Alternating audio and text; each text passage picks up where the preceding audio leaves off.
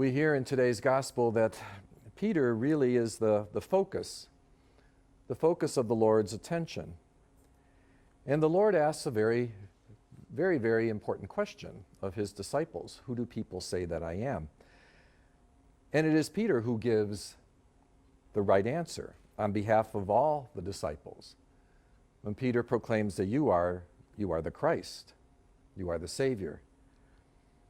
And when the disciples, and especially Peter hears that Jesus is telling them about what will happen to him in the near future, about his suffering and death, Peter refuses to accept his mission. He refuses, and so Jesus seems to be rather upset with him, rather angry. But Peter's plan, we can understand, for the future is not about suffering or death. It is about glory. It is about the honor of Jesus' victory, especially victory over forces that controlled life then in Palestine. Victory over the Roman domination, which is shameful to the people of his time. But Jesus turns things upside down, as he quite often does in the gospel. And he refers to the cross. The cross then is a perfect symbol. A symbol not of honor, not of glory, but a symbol of shame. And yet, Jesus' invitation to his followers is to take up the cross in order to be one of his disciples. In the time of Jesus, honor was everything for the people of his time, even more than it is today. We all or all would love to be liked by others, but if they don't, well, our attitude is sort of, that's their problem. But in Jesus' time, it was quite different.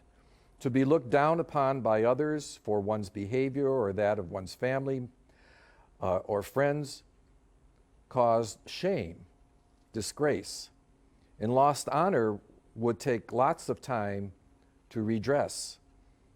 But it would definitely have to be redeemed, sometimes even through violence.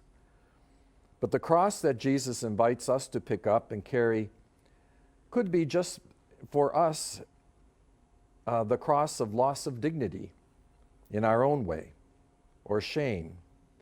As we get older, perhaps it's necessary to use a hearing aid, and we don't like it to be seen. Perhaps some of us may have our hair thinning out. We may try all kind of expensive procedures in order to reverse the process, and so forth. Small and incidental details that are relatively unimportant may cause us embarrassment, when in fact, what should cause embarrassment is our own selfishness, our own sinfulness. No one likes to be at a loss. No one likes to lose. Players in games hang their heads. Some refuse to shake hands with their opponents because losing is a negative description of the self. But Jesus is telling his followers that he himself will look like he has lost. And so will they if they follow him. But being faithful through it all will result in a great victory, a victory of life, of saving their souls. Being people of the gospel at times may cause us to be uncomfortable, sometimes even embarrassed.